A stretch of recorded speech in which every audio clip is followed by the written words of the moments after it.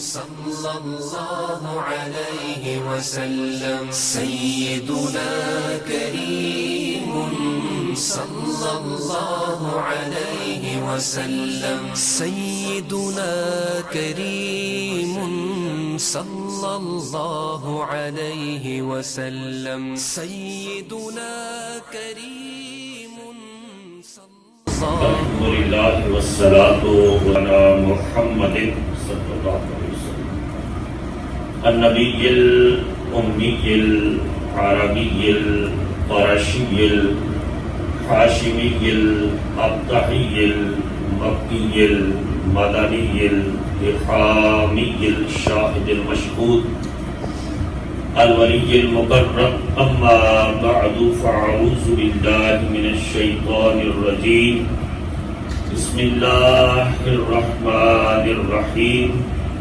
قال الله تبارك وتعالى في القرآن المجيد والفرقان الحميد وقضى ربك ألا تعبدوا إلا إياه وبالوالدين إحسانا إما يبلغن عندك الكبر أحدهما أو كلاهما فلا تقل لهما أف ولا تنهرهما وقل لهما قولا كريما واخفض لهما جناح الذل من الرحمة وقل رب ارحمهما كما ربياني صغيرا صدق الله مولانا العظيم.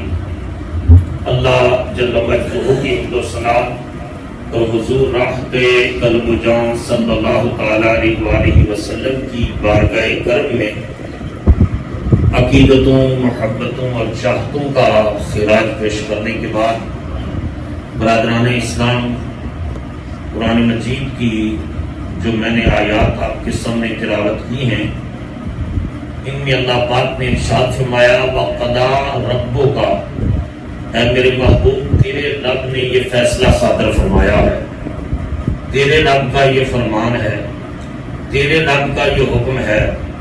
اس میں اگلی بات سننے سے پہلے اس بات کا لطف حاصل کریں کہ اللہ پاک تو رب العالمین ہے، وہ سارے جہانوں کا رب ہے، وہ رب السماوات والارض ہے، وہ آسمانوں اور زمینوں کا رب ہے.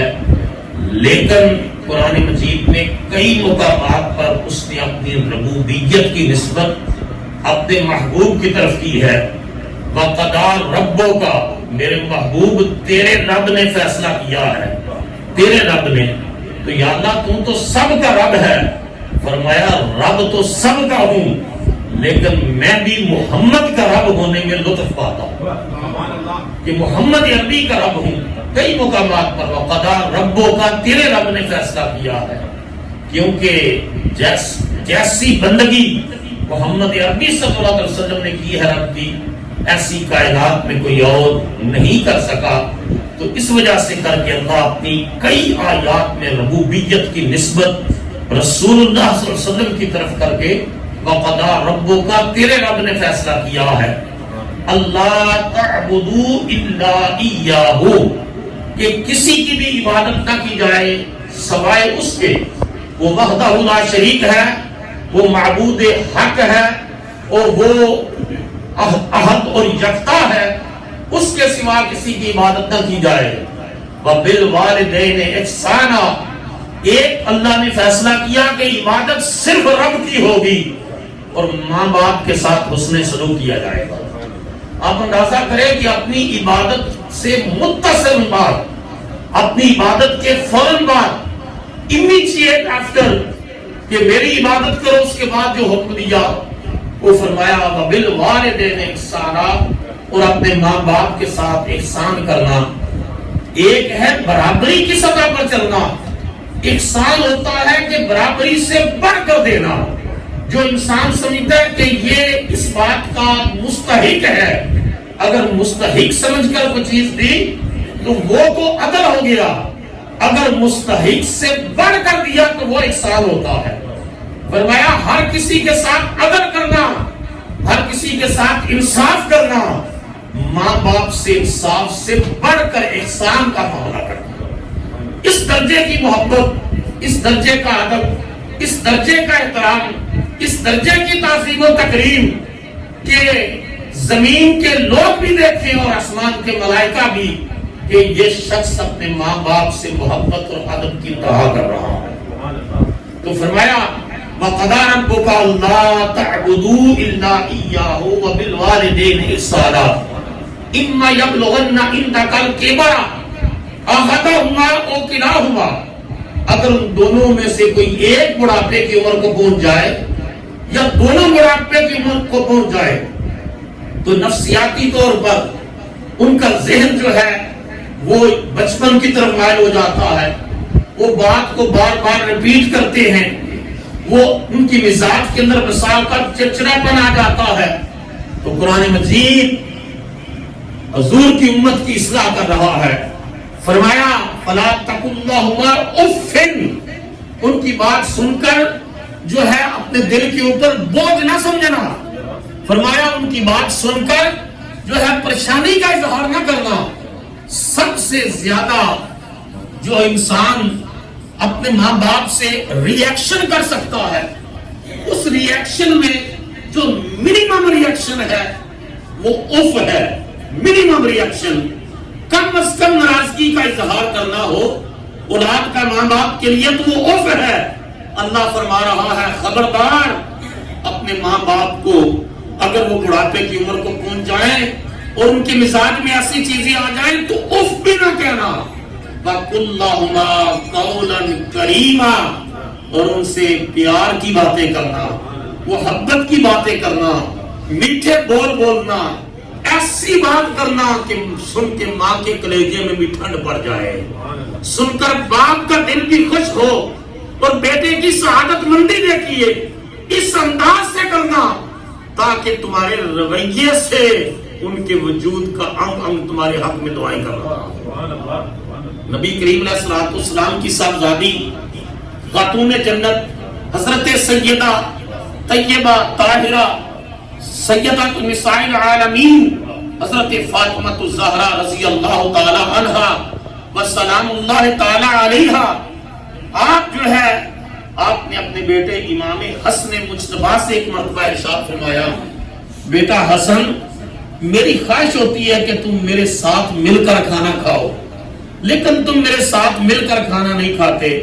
میرا دل کرتا ہے بیٹے کہ ہم دونوں ایک ہی دسترخوان پر بیٹھے، ایک ہی روٹی پڑی ہو، ماں بھی کھا رہی ہو بیٹا بھی کھا رہا ہو.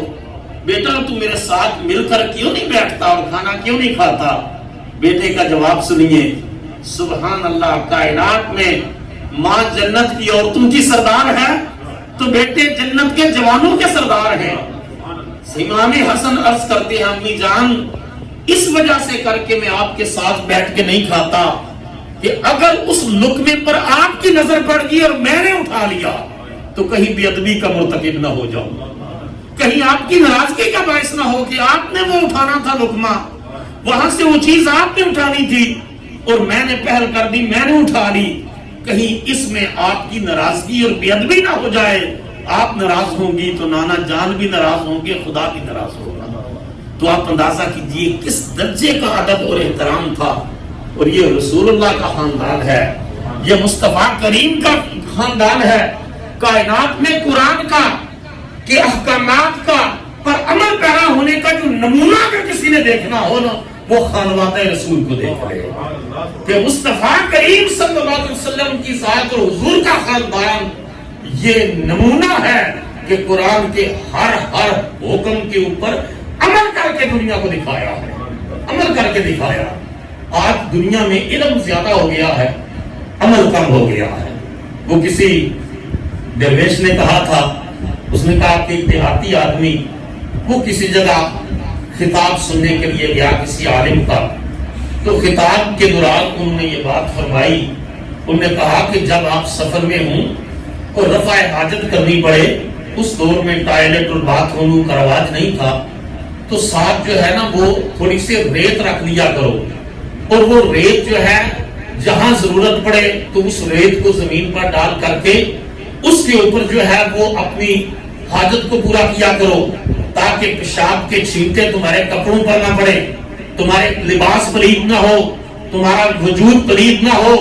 کیونکہ حدیث پاک میں آتا ہے استنزہوا من البول فإن عامۃ عذاب القبر منہ، پیشاب کے قطرات سے بچا کرو، قبر کا زیادہ تر عذاب پیشاب کے قطرات سے نہ بچنے کی وجہ سے کر کے ہوگا۔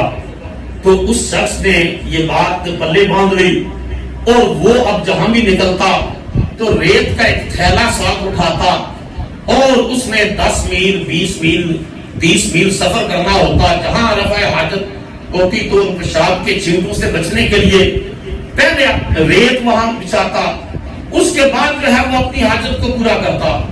کچھ عرصہ گزرا تو اس کے ایک دوست نے کہا کہ آج فلاں جو ہے گاؤں کے اندر ایک جلسہ ہو رہا ہے، ایک عالم آ رہے ہیں، ان کا خطاب سننے کے لیے جانا ہے اور تم نے میرے ساتھ چلنا ہے۔ اس دیہاتی کا سادہ سا جملہ لیکن اپنے اندر کتنی نصیحت اور اثر گزیری رکھتا ہے۔ اس نے کہا ہاں پہلے میں گیا تھا اور میں نے ایک مسئلہ سنا تھا، انہوں نے فرمایا تھا کہ ساتھ ریت کا تھیلا رکھنا، اور میں تو ابھی تک اس ریت کے بوجھ سے نہیں پیچھے ہٹا، وہ اٹھا اٹھا کر پھرتا ہوں، اس پر پورا عمل نہیں کر سکا۔ آج اگر تم مجھے ساتھ لے جاؤ گے، میں نے دوسرا مسئلہ سن لیا تو پہلے پر ہی عمل نہیں کر سکا، دوسرے پر کیا عمل کروں گا۔ میں نے یہ بات سنی تو مجھے حضور کے صحابہ کا یہ طرز عمل یاد آ گیا کہ وہ قرآن کی آیت پڑھتے تو رک جاتے اور کہتے رب نے مجھ سے خطاب کیا ہے، اللہ نے میرے ساتھ خطاب فرمایا ہے، کیا میں نے اس حکم کی تعمیل کر دی ہے؟ وہ رک جاتے، کہتے اس حکم کی تعمیل کروں گا تو آگے پڑھوں گا۔ ہماری حالت یہ ہے کہ ہم نے 8 سپارے پڑھ دیے، 10 پڑھ دیے، میں نے 4 قرآن پاک ختم کر لیے، وہ کہتے تھے ایک آیت پڑھوں اور اس پر عمل کروں، اس کے بعد اگلی آیت پڑھوں۔ تو معاملہ تو یہ ہے کہ قرآن کے احکامات کو اگر عملی صورت میں کسی نے دیکھنا ہے نا تو نبی کریم کے خاندان کو دیکھ لے، سیدہ فاطمہ الزہرا کو دیکھ لے، امام حسن مجتبی کو دیکھ لے، امام حسین کو دیکھ لے، امام زین العابدین کو دیکھ لے، امام باقر اور امام جعفر صادق کو دیکھ لے۔ کائنات میں حضرت عائشہ رضی اللہ تعالیٰ عنہ سے کسی نے پوچھا بھی، انہوں نے کہا حضور کے اخلاق کیسے تھے؟ حضرت عائشہ نے فرمایا تو نے قرآن نہیں پڑھا؟ اس نے کہا جی قرآن تو پڑھا ہے۔ کہا اسی قرآن کو اگر تو نے چلتا پھرتا دیکھنا ہو تو میرے مصطفیٰ کی زندگی تھی، یہ رسول اللہ کی حیات مبارکہ تھی کہ چلتا پھرتا قرآن تھا، حضور کی ذات پاک اور حضور کی ذات اقدس سے قرآن کے احکامات کی جھلک نظر آتی تھی۔ عرض کی گئی یا رسول اللہ صلی اللہ علیہ وسلم، صحابہ نے عرض کی حضور آپ کی داڑھی مبارک کے اندر کچھ بال سفید نظر آ رہے ہیں، تو بالوں کے اندر سفیدی نظر آ رہی ہے۔ حضور نے پتہ کیا ارشاد فرمایا مجھے قرآن کی صورتوں نے بوڑھا کر دیا۔ جب میں احکامات کے قیامت پڑھتا ہوں، اللہ کے سامنے جواب دہی اور پیشی کا تصور، فرمایا اس غم میں روتا ہوں تو اس کے نتیجے میں میری داڑھی کے اندر بال سفید ہونا شروع ہو گئے۔ یہ ذات پاک تھی جن سے بخشش کے وعدے رب فرما چکا تھا، ہماری تعلیم کے لیے حضور فرما رہے تھے۔ تو اللہ نے فرمایا تیرے رب نے فیصلہ کیا ہے کہ میرے محبوب اس کی ذات کے سوا کسی کی عبادت نہ کرنا، اور ماں باپ کے ساتھ حسن سلوک سے پیش آنا، ماں باپ کے ساتھ حسن سلوک سے پیش آنا، اور اگر ان میں سے کوئی بڑھاپے کی عمر کو ایک یا دونوں پہنچ جائے تو ان کے سامنے اس پہ نہ کہنا، بلکہ وَقُلْ اللَّهُمَا قَوْلًا كَرِيمًا، ان کے لیے محبت کے بول بولنا، پیار کے بول بولنا، اور فرمایا وَقُلْ اللَّهُمَا قَوْلًا كَرِيمًا، پیار کے بول بولنا، اور ان کے سامنے نرمی کے بازو پھیلائے رکھنا، نرمی کے بازو، اور ساتھ کہا کہ جب دعا مانگے تو یہ دعا مانگنا رب ارحمہما کما ربیانی صغیرا، میرے رب جس طرح میرے ماں باپ نے بچپن میں میرے اوپر رحم کیا ہے، اے میرے پروردگار تم میرے ماں باپ کے بڑھاپے کے اوپر رحم فرما، تو ان کی ذات کے اوپر رحم فرما۔ تو ماں باپ کا درجہ اور مقام اتنا ہے کہ ایک صحابی نے پوچھا یا رسول اللہ صلی اللہ علیہ وسلم میری ماں اور میرے باپ کا میرے اوپر کیا حق ہے؟ تو سنیے آج ہم بڑے بڑے چلے کاٹنے کے لیے کہیں کہیں جاتے ہیں، میرے مصطفیٰ کریم نے ارشاد فرمایا ہما جنتوں کا و ہما ناروں کا، فرمایا تیری جنت بھی تیرے ماں باپ ہیں اور تیری جہنم بھی تیرے ماں باپ ہے۔ مطلب یہ تھا کہ ماں باپ کو راضی کرنے گا تو ماں باپ بھی جنت میں جانے کا ذریعہ بن جائے گے۔ اور اگر ماں باپ کو راضی نہ کر سکا تو وہی تیری دوزخ ہے، انہی کے ذریعے تو جہنم میں چلا جائے گا۔ اگر باپ راضی نہیں ہے، اگر ماں راضی نہیں ہے تو تیری جہنم بھی وہی ہے، اور اگر وہ راضی ہے، اور کہا گیا یہ جملہ جس پر ماں اور باپ راضی ہے، جس انسان پر اس کی ماں اور اس کا باپ راضی ہے، اور اس کا خدا اور رسول راضی ہے، خدا اور رسول راضی ہے۔ نبی کریم صلی اللہ علیہ وسلم نے پھر اپنی جو ہے وہ احادیث مبارکہ کے اندر ماں باپ کے مقامات کو بیان کیا، ان کے فضائل بیان کیے۔ قرآن مجید نے بھی متعدد مقام پر سورہ لقمان کے اندر اللہ نے فرمایا انشکر لی ولوالدیہ، میرا شکر گزار بن اور ماں باپ کا شکر گزار بن۔ یہاں سورہ بنی اسرائیل میں فرمایا میری عبادت کرو اور ماں باپ سے حسن سلوک کرو۔ اور انسان کوئی اس کو جو ہے وہ اگر ایک کھانا بھی اچھا کھلا دے نا تو انسان ساری زندگی یاد رکھتا ہے اس نے مجھے اچھا کھانا کھلایا تھا، شکر گزار رہتا ہے، تھینکفل رہتا ہے۔ اللہ نے فرمایا سب سے زیادہ میرا شکر ادا کر جس ذات نے تجھے وجود بخشا ہے، اور میرے شکر کے بعد پھر سب سے زیادہ ماں باپ کا شکر ادا کر کہ تیرے ماں باپ سے زیادہ تیرا محسن کوئی نہیں ہے، تیرے اوپر انعام کرنے والا کوئی نہیں ہے، کہ انہی کے صدقے تو اس کائنات میں آیا ہے۔ تو نبی کریم صلی اللہ تعالی علیہ وسلم نے تو یہاں تک ارشاد فرما دیا، حضور نے ارشاد فرمایا ما من والد بار ينظر الى والديه نصرة رحمة الا كتب الله له حجة مبرورة قالوا وان ناظر كل يوم 100 مرة قال نعم الله اطيب واكبر۔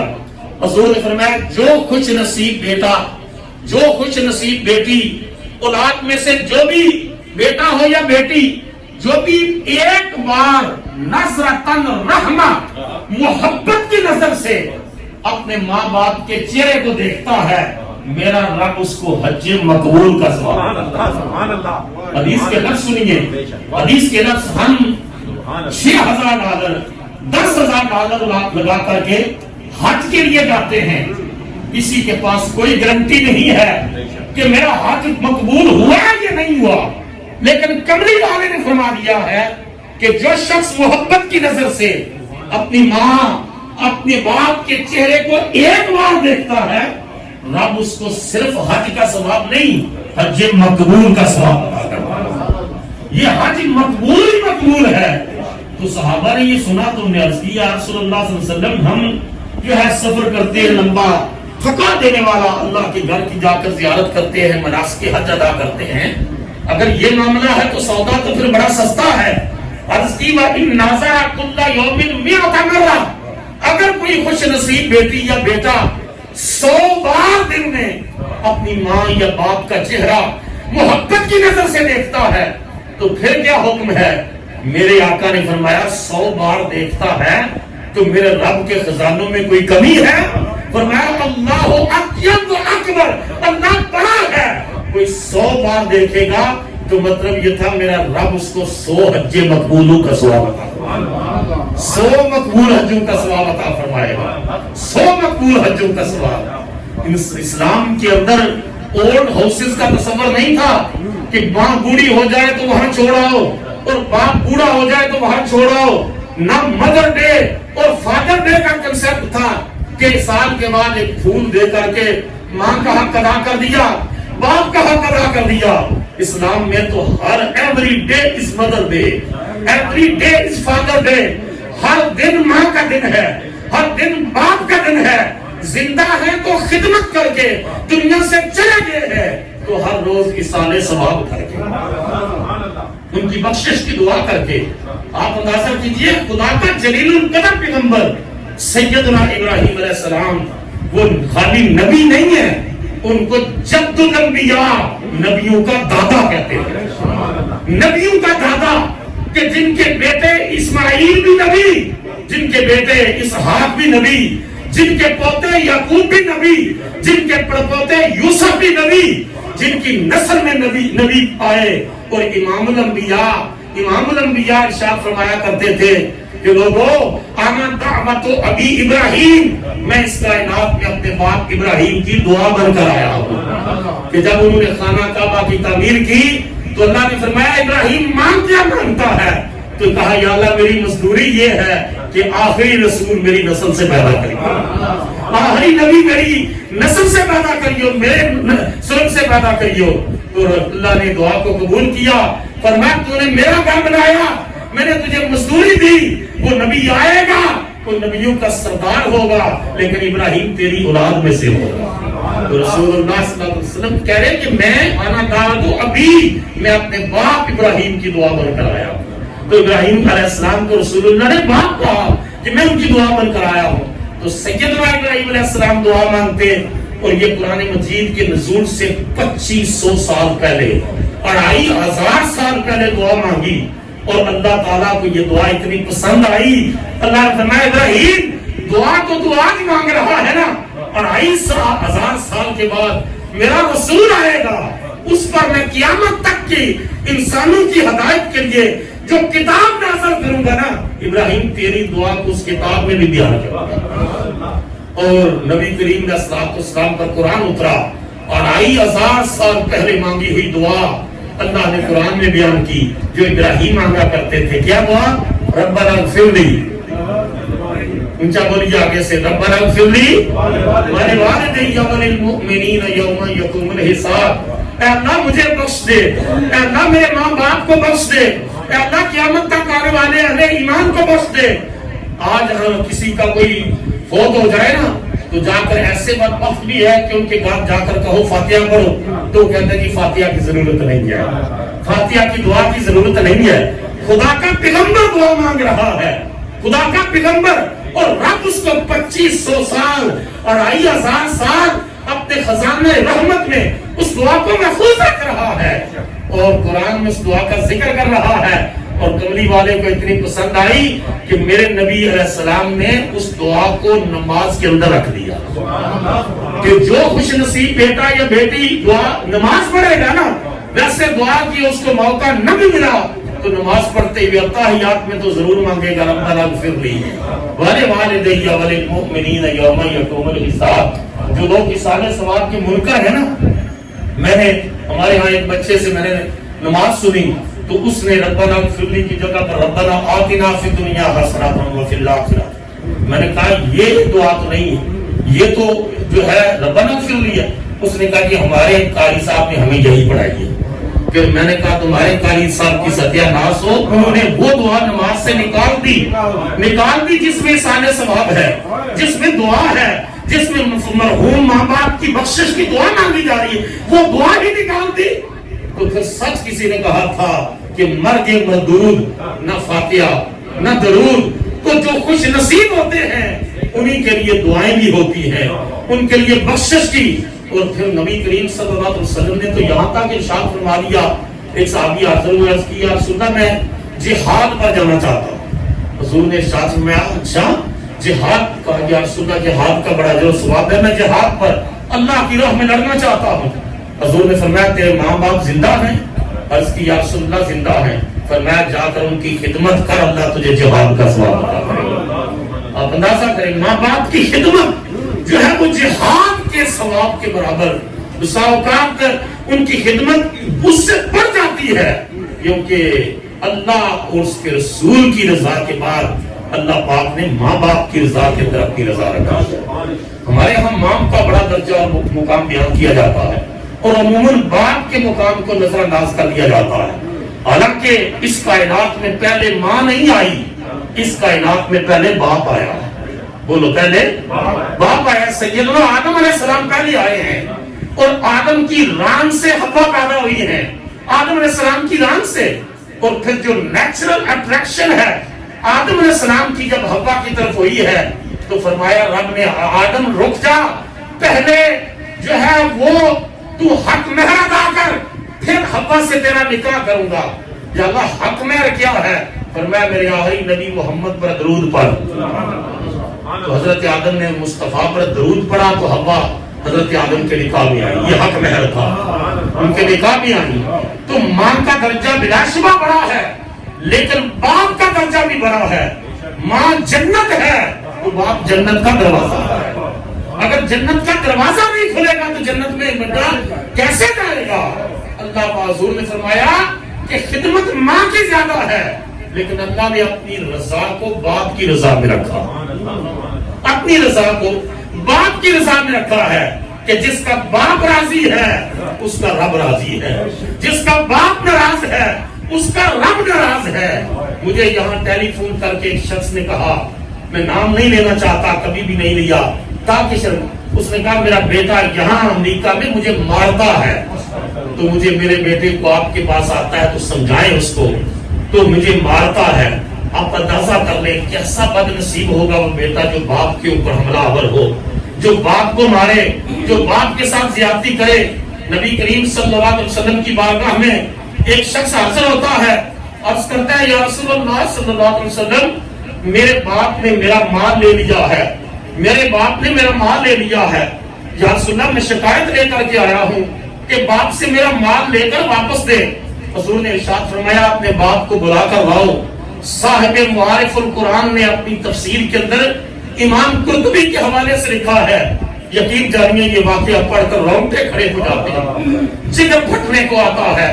حضور نے ارشاد فرمایا جا اور جا کر کے اپنے باپ کو بلا کر لا.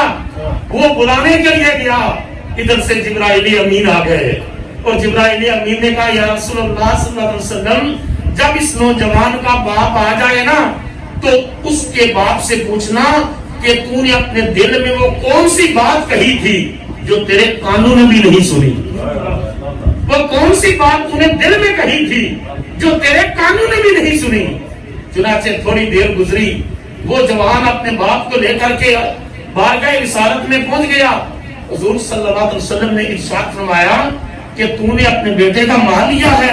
تو وہ آگے سے عرض کرتا ہے یا رسول اللہ صلی اللہ علیہ وسلم، ہاں میں نے اس میں سے اپنے بیٹے کے مال میں سے جو لیا ہے نا وہ یا میں اس کی خالہ پر خرچ کرتا ہوں، یا میں اس کی پھوپھی پر خرچ کرتا ہوں، یا اپنی بہن پر، یا اس کی ماں کی بہن پر، یا اس کی خالہ پر خرچ کرتا ہوں، یا اس کی پھوپھی پر خرچ کرتا ہوں، یا اپنی ذات پر خرچ کرتا ہوں.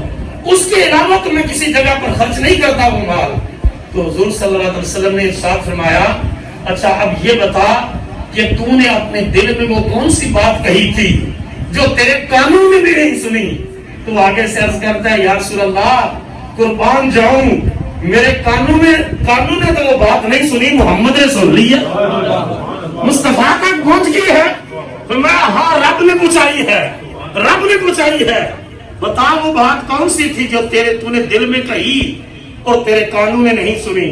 عرض کی یا رسول اللہ جب میرے بیٹے نے مس بیہیو کیا، میرے ساتھ اچھا سلوک نہ کیا، تو میں نے دل میں اشار کہے تھے، میں نے اشار کہے جو میری زبان پر نہیں آئے، ابھی میں نے کسی کو نہیں سنائے، میرے اپنے کانوں نے بھی نہیں سنے، میں نے دل میں کہے.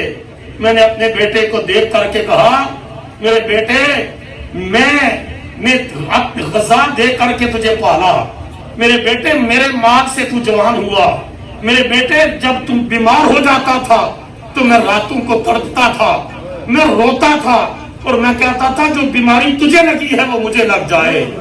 کہیں مجھے فکر ہوتا تھا تو فوت نہ ہو جائے، حالانکہ مجھے پتا تھا کہ موت کا ایک دن مقرر ہے، لیکن پھر بھی تیری بیماری سے میرا جگر پھٹتا تھا، تیری تکلیف میری تکلیف ہوتی تھی. اور میرے بیٹے جب تو جوان ہو گیا تو تو نے آگے سے میرے سامنے بولنا شروع کر دیا، تو نے نازیبا کلمات کہنا شروع کر دیے.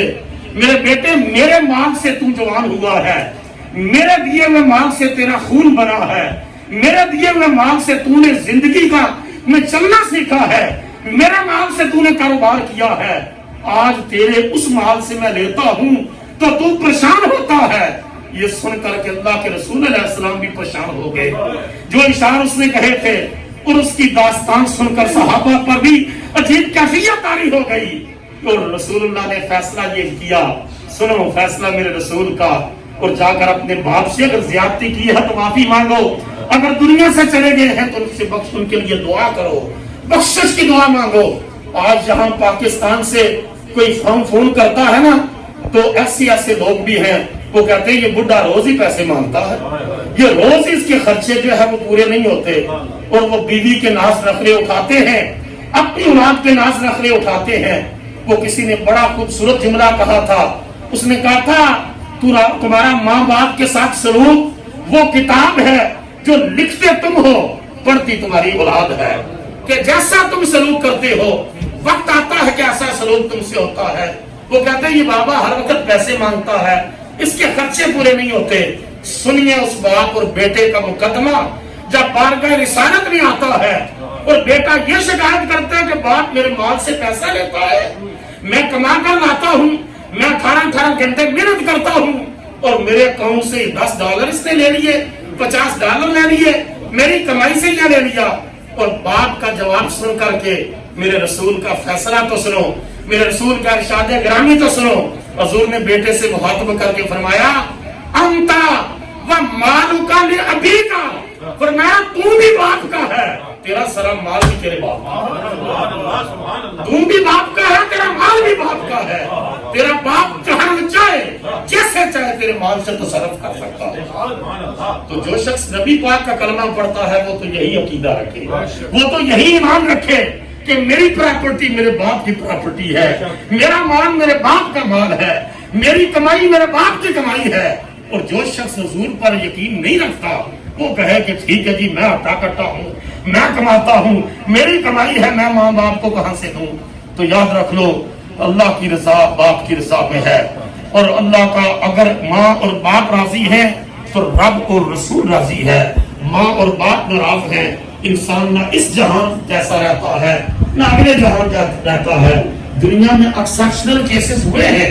نوح علیہ السلام خدا کے جلیل القدر پیغمبر ہیں, اور بیٹا جو ہے وہ شرابیوں کے ساتھ بیٹھتا ہے, بیٹا زانیوں کے ساتھ بیٹھتا ہے, بیٹا جوئے بازوں کے ساتھ بیٹھتا ہے.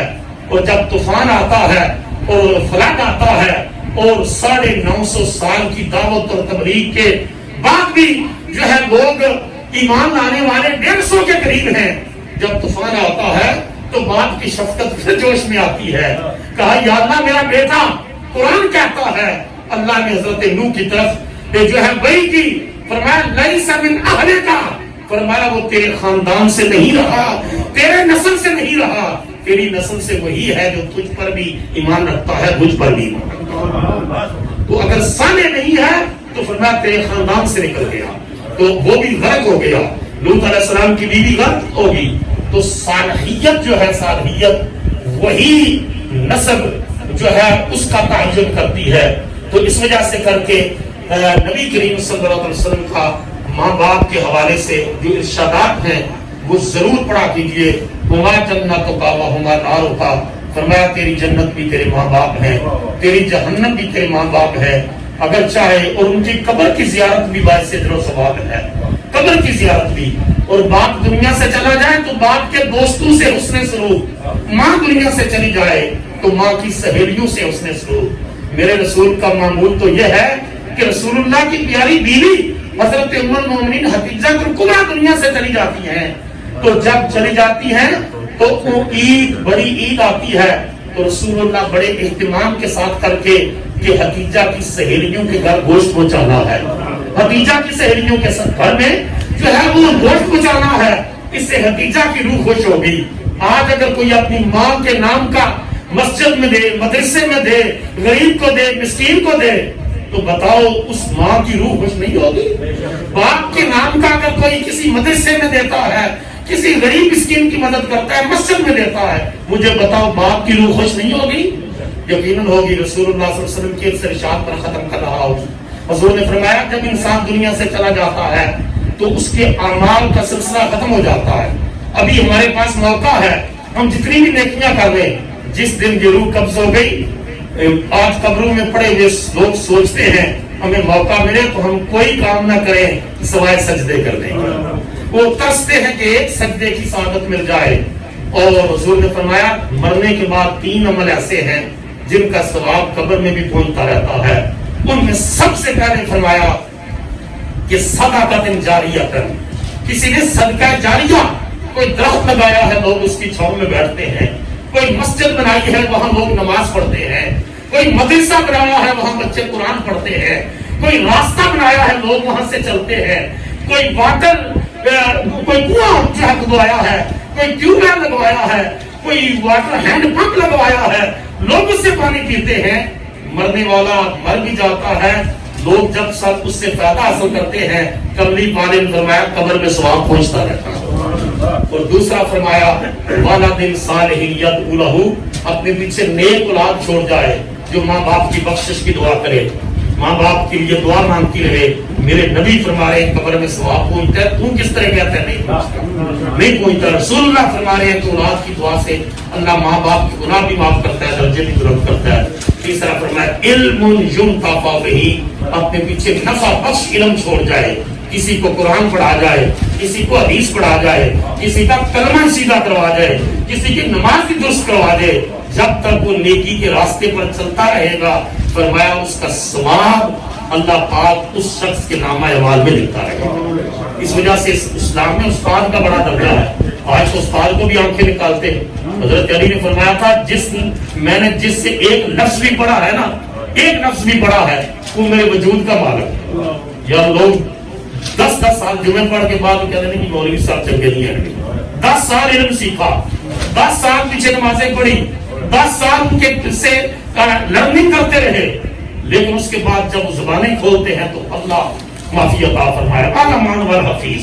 اور حضرت علی فرماتے ہیں ایک نفس میں نے جس سے سیکھا ہے، جس نے مجھے ایک نفس کی تعلیم دی ہے، وہ میرے وجود کا مالک ہے۔ تو با ادب با نصیب ہوتا ہے اور بے ادب بے نصیب ہوتا ہے۔ اللہ پاک ہمیں ماں باپ کا بھی باادب بنائے، اللہ استاد کا اور تعلیم دینے والے کا بھی باادب بنائے، اللہ حضور کی تعلیمات کے مطابق زندگیاں بسر کرنے کی توفیق عطا فرمائے۔ وما علینا الا البلاغ۔